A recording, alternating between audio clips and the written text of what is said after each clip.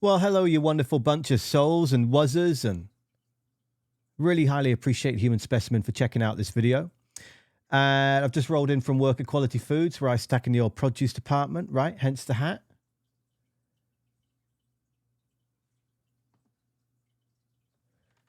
I'll give you the full tour of the skull. I actually just I don't wear this at work.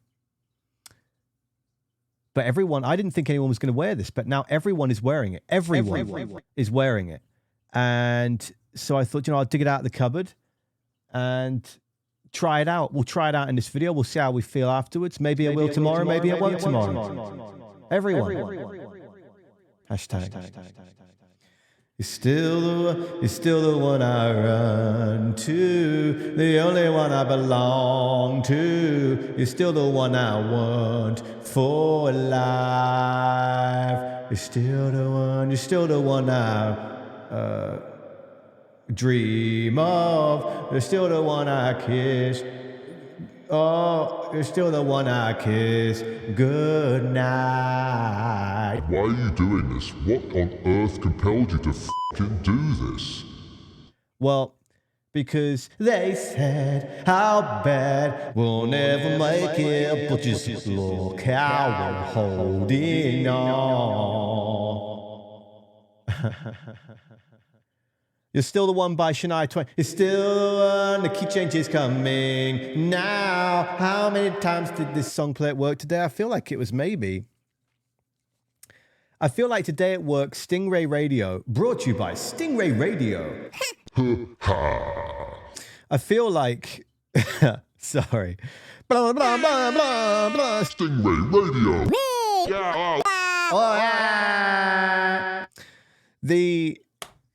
It's going to be a goofy one because I just got off work and I'm exhausted in a great way. Not a complaint, context. I'm going to take this hat off because it's so hot. I'm still so warm from my time. I've got a Fitbit now. According to this Fitbit, I've done 23,807 steps today, which equates to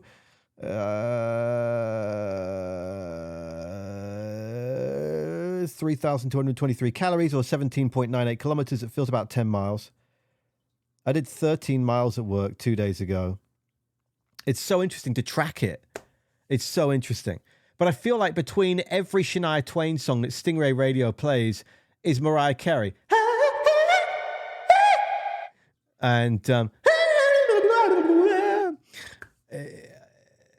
again, not a complaint, it's context. After you work in commercial radio for 10 years and you don't adore every single song that you play, it's impossible. Not every radio DJs that are like, oh, I love that one. You can hear when they lie. But I'm not saying they lie. That's another thing that plays a lot. Lie, Rihanna. Lie. No, that's bye. I don't really want it. NSYNC was playing today as well. Anyway, it goes like Fleetwood Mac, Sean Paul, Shania Twain, Alicia Keys, legend. Mariah Carey, Backstreet Boys, NSYNC, Britney Spears, Aladdin, the soundtrack, but not the original cast of Aladdin, almost like just a dodgy, like how Taylor Swift re-recorded her records to take back ownership due to Mr. Scoot. Not like that. I'm not saying that Aladdin suddenly got fucking screwed over by a malicious agent and all-controlling lord of the income of money generated through such artwork that Aladdin created. I mean, I don't know. I don't actually know, and I'm not going to Google it, because what we're going to do now is get straight into the Song of the Week. That's what this is all about. Song of the Week number 43, I'm pretty sure. So we'll go to the old website, and we'll jump into the portal, and we'll go down here. It is week 43. Well, hey, I got it right. Anyway. Shut up, John Williams!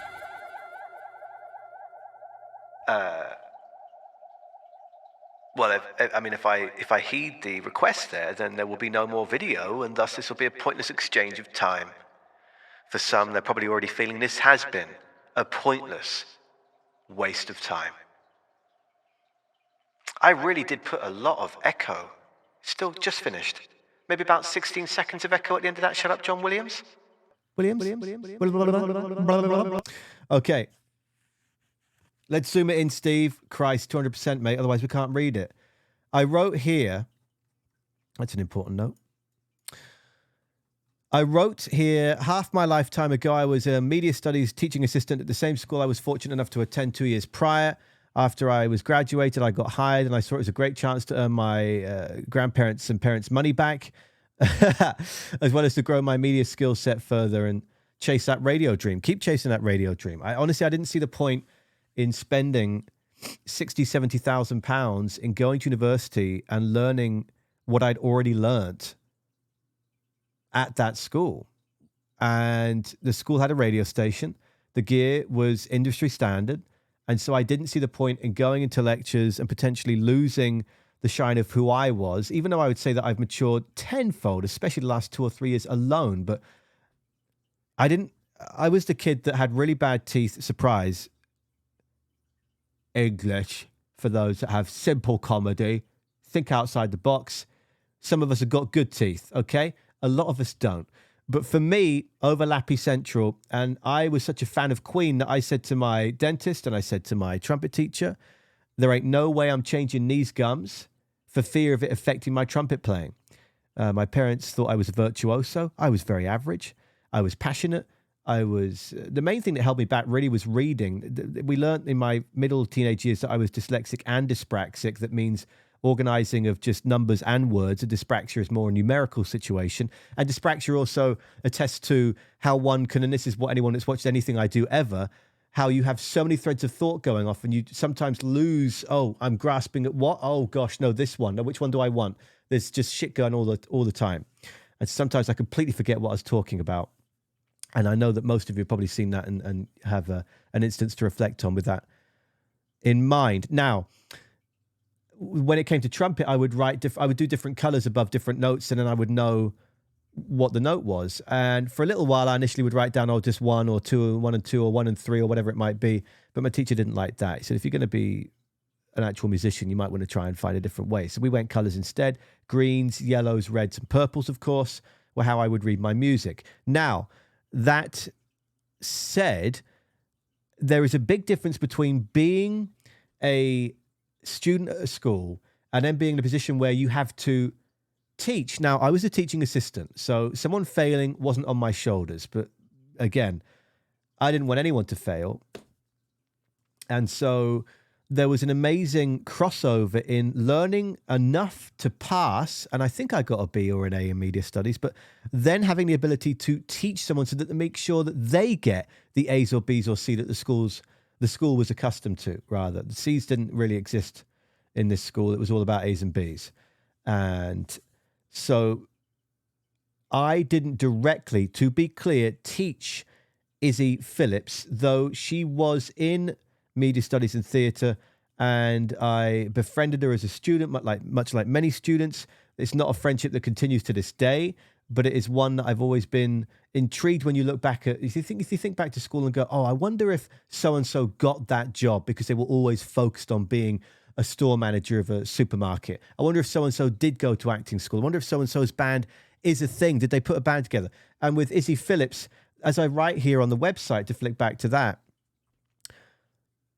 they were wonderfully quirky and authentic. And it was clear back then, I write here, that she was destined to be a rock star. And it's such a thrill to have watched Black Honey's journey the last decade and watch them grow. It's so surreal. Something that I talk about at length is that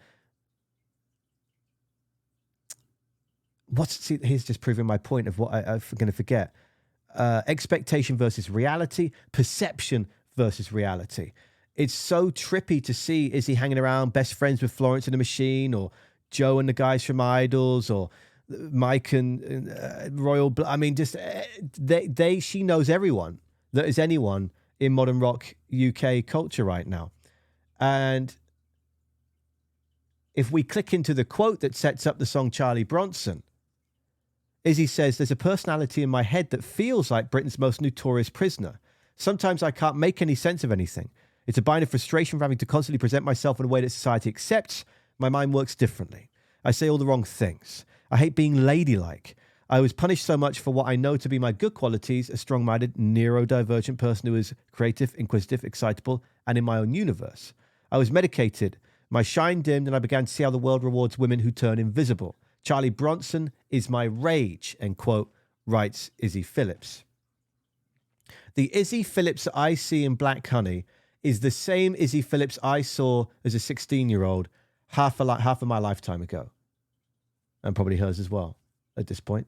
I imagine early 30s, late 20s. If I'm 35. Yeah, she's got to be early 30s. And that is what's so cool to me, is that this quirky individual hasn't changed one bit. This quirky individual, it seems, has gone through a similar journey to me in going through and out the back of growth that means that it's okay to be you. And now we've gone through all the bullshit in the middle. We know damn well who we are. I'm not speaking for her, but this is my impression. This is what I'm picking up from what's being put down on social media, on stage, and etc. And half a lifetime later is like, yeah, damn right, I know who I am. And what this band do very well, and what we'll do is we'll go to the old YouTube. Let's get the portal out of the way. I don't need that.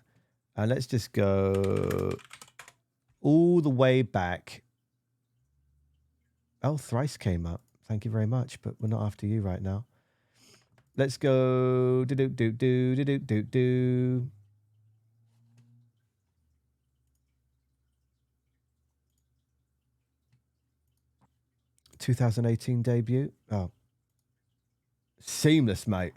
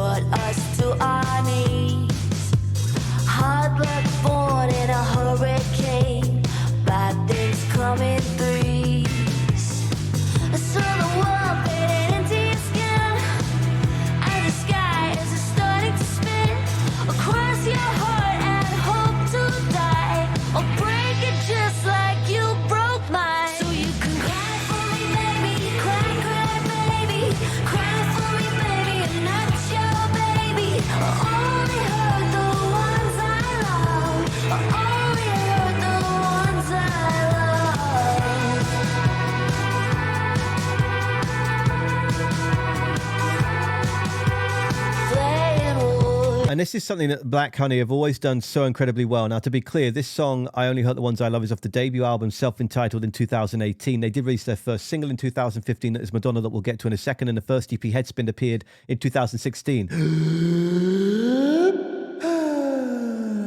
Okay, it's time for the hat off. Maybe I'll wear this tomorrow, maybe I will not. It's growing on me. It's really growing on me, I'm really growing on you. Okay, Justin Hawkins, I love you. Let's check we're still recording. Okay, we're recording. Okay.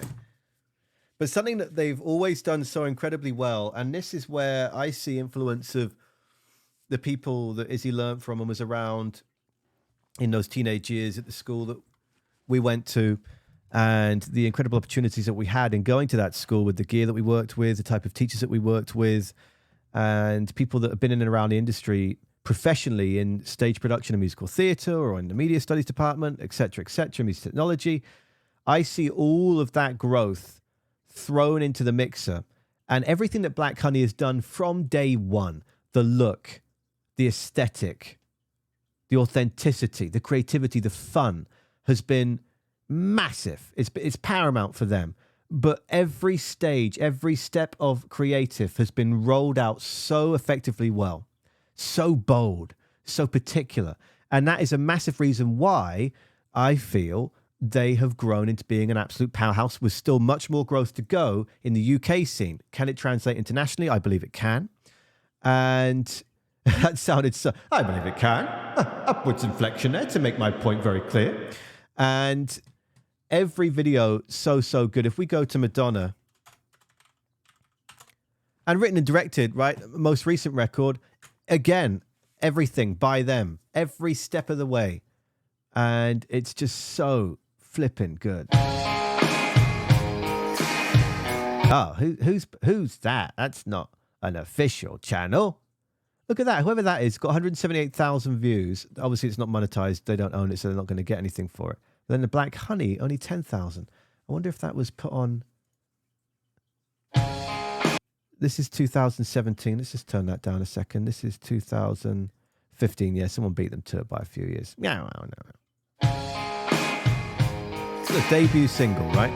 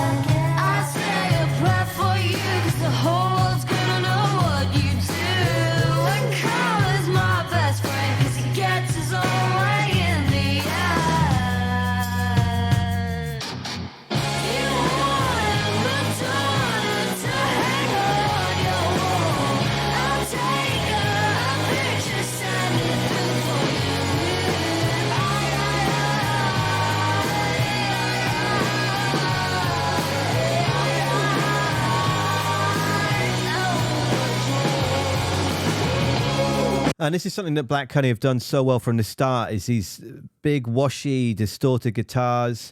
And this is the debut single, for goodness sake. Just so we're clear, we got Chris Osler on vocals, guitar, and synthesizer, Tommy Taylor on vocals and bass guitar, and Alex Woodward has been the drummer for the last 3 years here. At the time, it was Tom Dew on these initial releases up until 2019.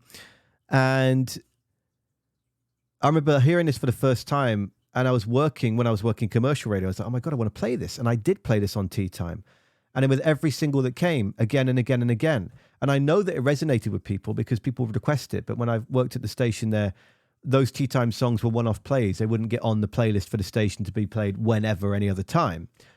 And so when I first started building what was that, Black Honey, everything. I mean, everything with what was that radio. The oldest we go back is 2017. And over 5,000 songs, 90% of the playlists from 2020 onwards. But everything Black Honey had released within that time frame is on the system. I wanted to build the station around this exact kind of sound because it's what true modern rock is to me. It's cheeky, inquisitive, and great storytelling lyrically. And again, look, just to note, not to gloss over, this is the artwork for the debut here. Izzy sat in the old classic car, right, layered up together.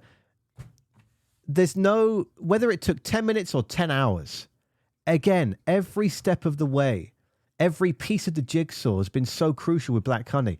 And again, is what I believe is a massive component in why they've grown so well.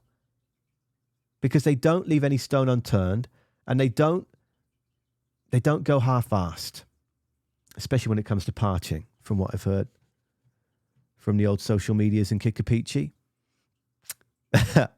Anyway, let's... Before we dive back to the latest single that is Song of the Week, I would like to show you another couple. Believer is so good. This is so good. Sam Kinsella, well done. Craig, great production.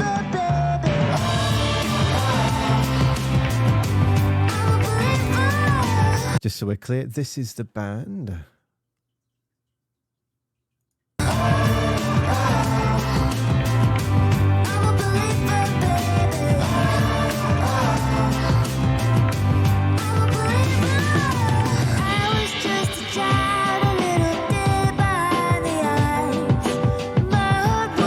I love that shot so much.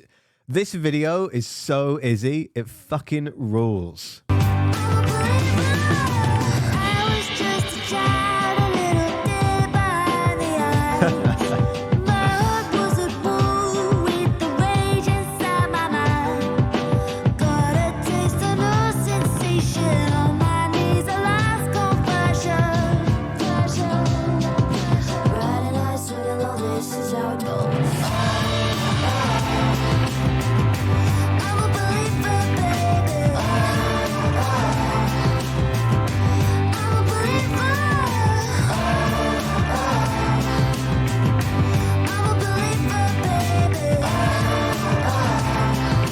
And whenever I hear I'm a believer, which obviously is not the exact note, I'm going to say it. I wasn't going to say it, but I'm going to say it. All these years ago when we were at school, for the most part, people that were there doing is singing in musical theatre. It was musical theatre or it was like classics.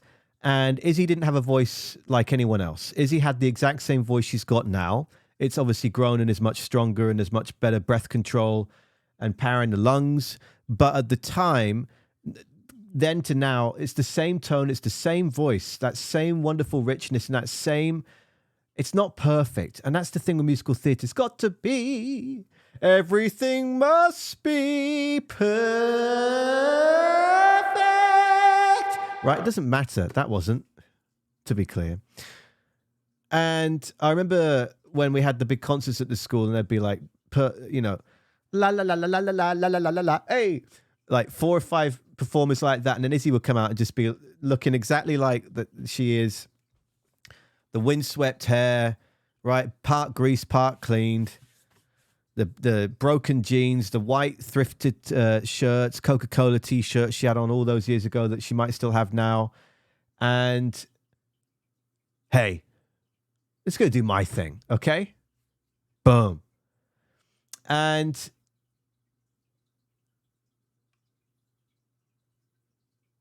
it stood out to some kids because it wasn't there's no business like show business, aha. But I wonder where all those people are now. And that's not a slight on them. I'm not trying to slight anyone here. I just wish that when I was a kid, and I suppose that's part of growing up. I mean, at the time I was 20 years old and they were in their later teens. But I remember when I was in my mid-teens and that judgment, right? You're different to the rest, but that's within your fucking swimming pool, your little community, your little epicenter of human specimen. When you look out to the big wide world and there's billions of us on this planet, everyone's got their own way of going about doing things, doing art, whatever it might be, singing, etc. And that is what I wish I could have tapped into earlier. And I wish some of the kids back then tapped into that would speak to me in the media room and be like, oh, you see Izzy's thing? It was a bit different. It was different, but it was really fucking cool. And and this is what's so refreshing is all these years later, same person, same style, just as improved through repetition of doing what one loves.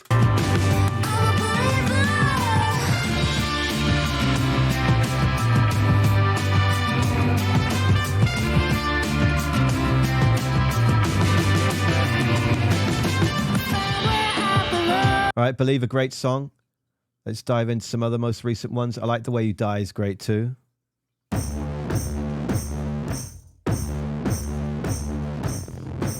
You noticing a theme with how fucking incredible and high-end all these videos appear and are?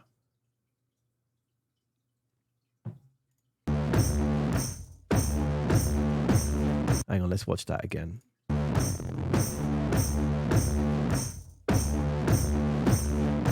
I want you to sit on this side and pretend to clang, and then we're going to switch it to this side, and we're going to try and clang. We're not going to clang exactly because it's going to be strange, but don't make it strange. It'll be believable. Clang. Okay.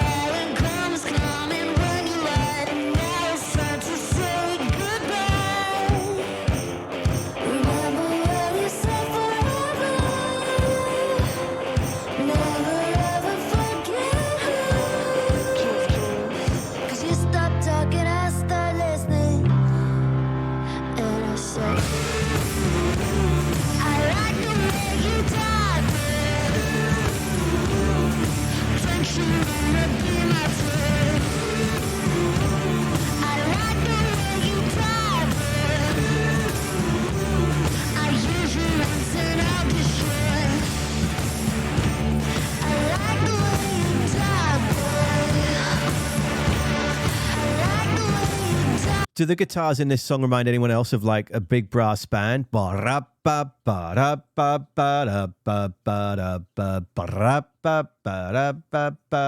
where my brain goes, and I think it's fucking awesome. In fact, a lot of the songs on this record do have the guitars. I don't know. I really would love to know what, why, when they did what effects are on it.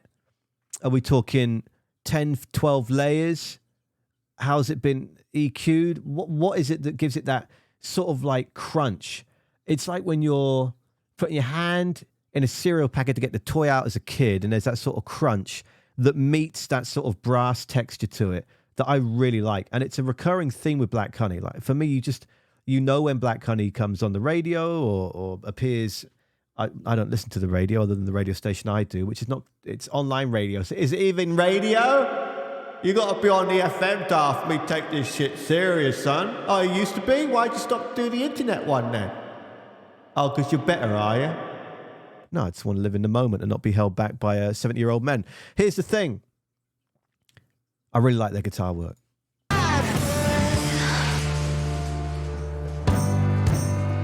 Right, you get the idea on that song? Let's sprinkle it back. Ooh, is a live session for Amazon? Let's do Disinfect, because we just watched the other 2 of 4.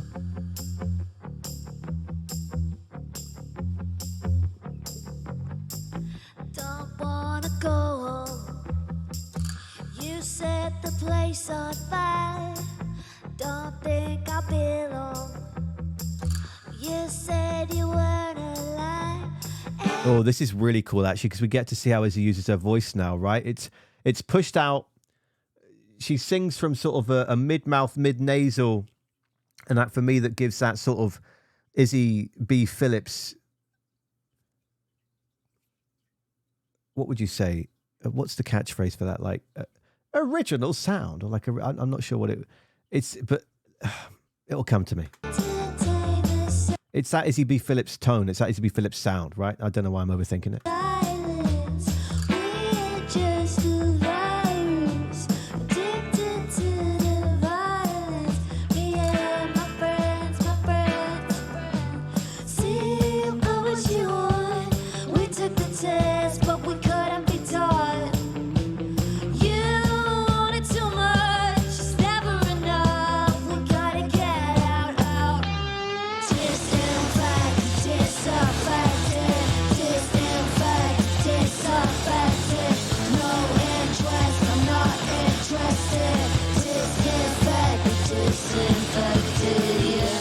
I mean, how naturally fucking cool is this band? Just nothing forced. No, not that I've got anything against people that are like constantly seemingly on fucking acid, that are just vibrating at the most high octane intensity. But there's just this suave, effortless, cool belief that is riddled throughout this band. And I love it.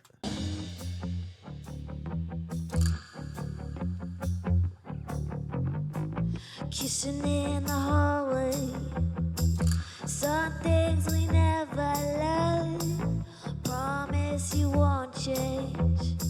Sit back and watch it burn. See, you got what you want. We took the test, but we couldn't be told.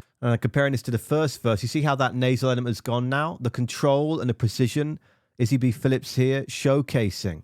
And this is what great songs are about, taking the listener on that journey. And there's these subtle, intricate changes, even in just the delivery of the vocals, that make that next verse seem like a further step forward and away from the first. And it carries on throughout. Little details.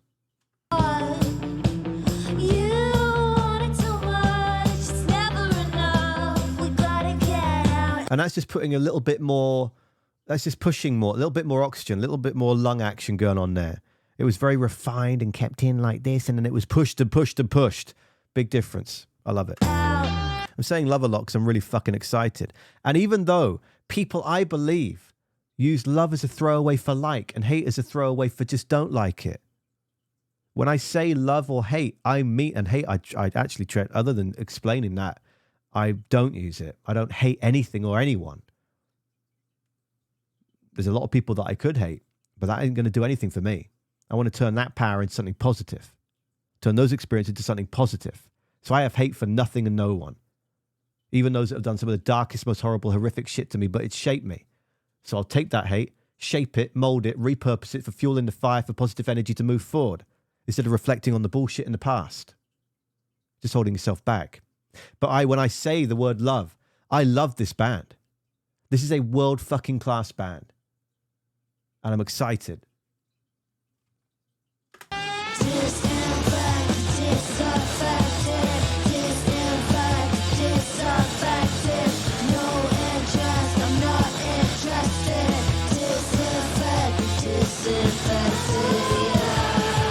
Let's have a little look at Run for Cover.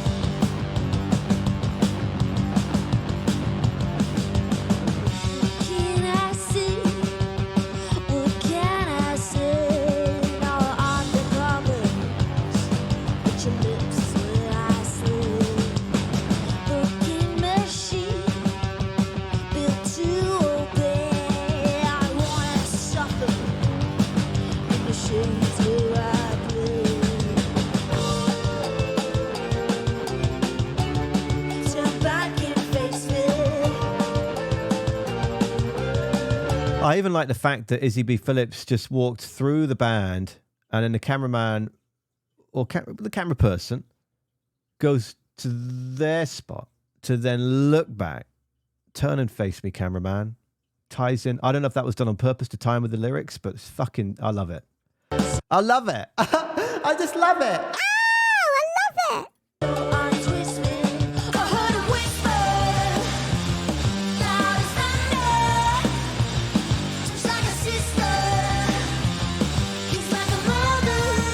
Run for cover.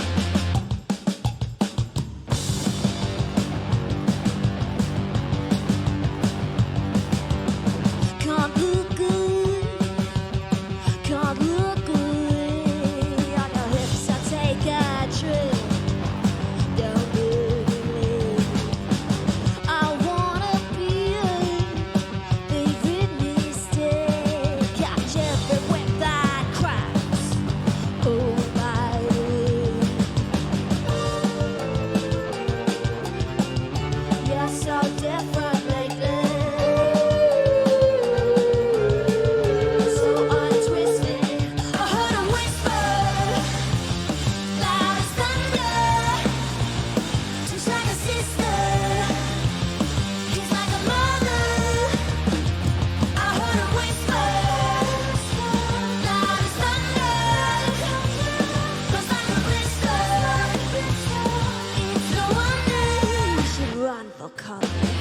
All right, let's dive into the Song of the Week choice itself, which is the fabulous Charlie Bronson. And by that, I mean, the song is fabulous. That's going down a right rabbit hole. Anyway, let's just check what Jody texts quickly. How was the rest of work? I will text back when I finish this video in 10 minutes or so. Again, so let's re-remind ourselves here. Is he saying, quote, there's a personality in my head that feels like Britain's most notorious prisoners. Sometimes I can't make any sense of anything. It's a bind of frustration from having to constantly present myself in a way that society accepts. My mind works differently. I say all the wrong things. I hate being ladylike. I was punished so much for what I know to be my good qualities, a strong-minded, neurodivergent person who was creative, inquisitive, excitable, and in my universe. I was medicated, my shine dimmed, and I began to see how the world rewards women who turn invisible. Charlie Bronson is my rage. This is Song of the Week number 43 for What Was That Radio. You can dive into the entire portal if you are new to this and somehow still watching 35 minutes into it by going to whatwasthatradio.com/music. And this initially, I know for the most part when I've started saying these things, wazzers and supporters and patrons via patreon.com/whatwasthatradio. This is because if this is the first time you're aware of this in the videos lately, I've started doing it the last couple of months. I'm going to be releasing everything that you get exclusively 6 weeks, 5-6 weeks after the matter of fact. So I'm actually going to start launching Song of the Week videos in September. And the cool thing about that is that then I can go from Vimeo to YouTube, and then obviously YouTube and artists and labels are going to be like, what the fuck are you doing? Then I can clear it so it's obviously not monetized and it can still be listed. And then it helps with that. Hopefully some people will fall into it. 1 or 2 will trickle into the YouTube account, and they might follow over to the old whatwasthatradio.com and discover a wealth of new artists and maybe support myself and this community as well.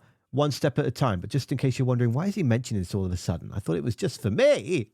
Who the hell are you talking to beyond me? Okay, here we go.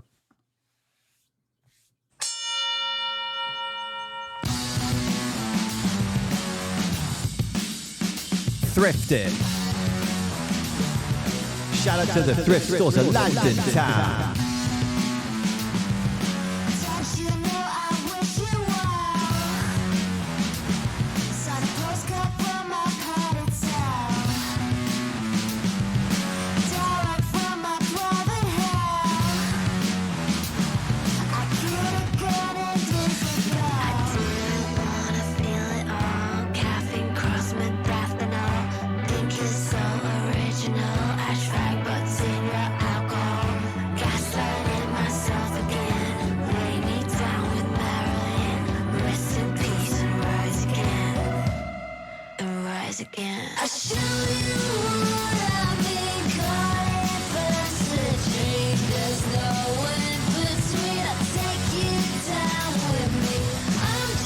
Shout out to the old school looking posters there. Charlie Bronson versus Black Honey. Look at those eyes peeking over, looking at the boxing going down. This band's just so good. I like the tying of reds. Color-wise, the color finishing on all their videos is always very particular in a certain mood. For the most part, they cross over the videos, have that same feel from record to record. In this, I'm getting a lot of reds in terms of what the band are wearing and performing in.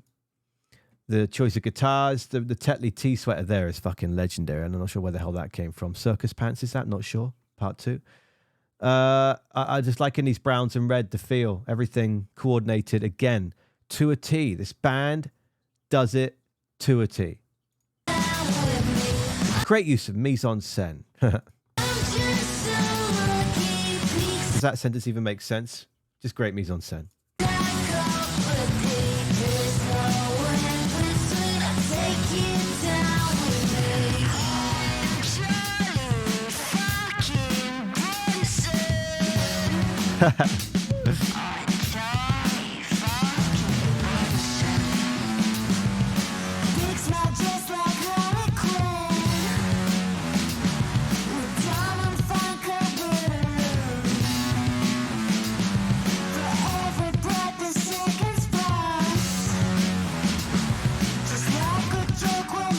I also like the juxtaposition of the actors and cast as opposed to the band. The band is sort of this sort of why is my brain just stuck, it's sort of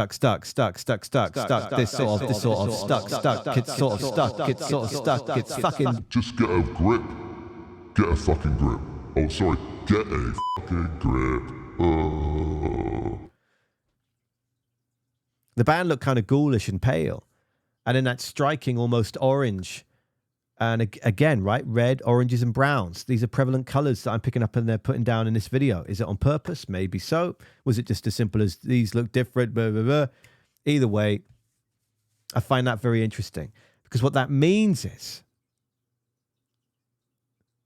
when we're cutting to a band member, there's an immediate difference. When things can move fast, editing can move fast. But with this story, we know when we come back to Izzy, we know it's Izzy. That's my main point here. We know. Okay? We just know.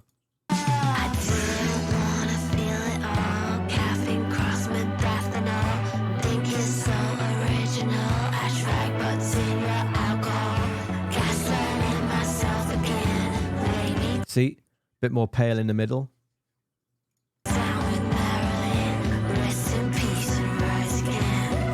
Is that ketchup?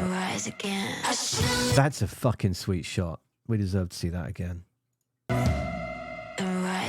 How it stains on the teeth there, that's sweet. Hopefully is there anyone watching this that's, I wouldn't say allergic to blood, right? That wouldn't work out very well, would it? You wouldn't be watching this. The sight of blood? This isn't blood. No, you've passed out anyway.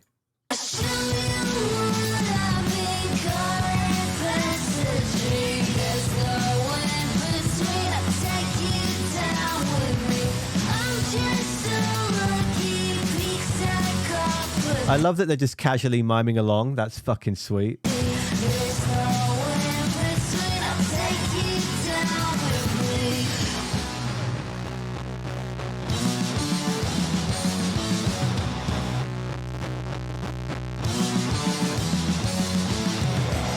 Yeah, fuck her up. That's what he's saying. You can do this. Go get her.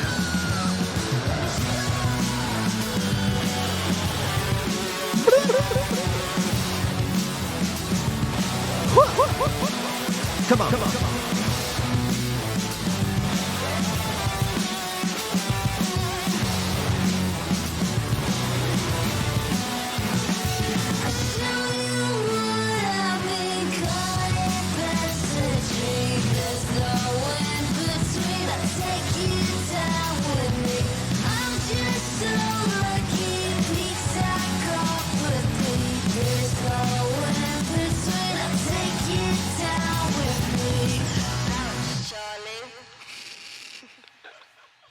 Oh, it's just brilliant. Remembering who, directed by Craig Hemming. I thought it said remembering. Sorry, Craig. I hope you're still around, mate, because that was a great job.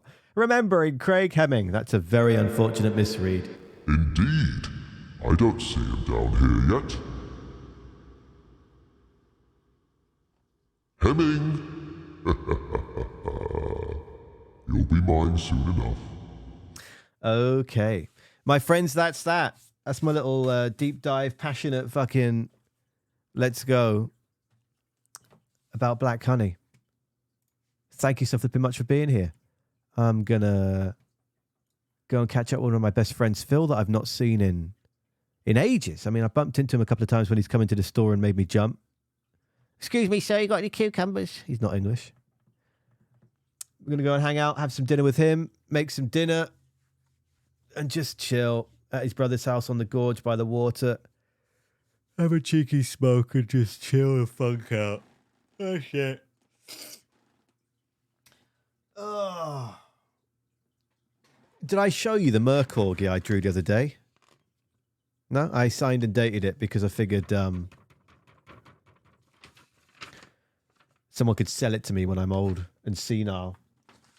What you need, John, is this fabulous Mercorgi. It's a corgi made. Yes, no, by the famous artiste, John Van Gogh's Liams. For you, your life inheritance. Oh, no way. I'll absolutely buy this one from you. It's a stunning Mercorgi. I'll give you 100,000 for it. 200,000. 3. No one's debating you, Mr. Williams. You're the only one bidding. I seem to have lost the accent of the first guy. Is that the third rim shot today? Shut up, I'm trying to. Adult Swim, I am trying to, for God's sake. Whatever you're doing the rest of your day, and as always, please look after yourself. And I hope there's some fun and smiles involved in the rest of it as well, because we have to cherish that positive. I really appreciate your time. If you're still watching this at this point, comment in the chat or send me a message and just say, onions make me cry. Appreciate it. For now, cheerio. Don't know where that even came from. Oh, because spring onions at work the other day. Spring onions, I was cutting spring onions and getting them ready to go on the shelf. And I started to cry. And I thought, hang on a second. Onion's in the name, but this ain't the right onion. I'm getting fucking... What? No. I'm getting fuck. The onions made me fucking cry. There we go. The spring. Bye.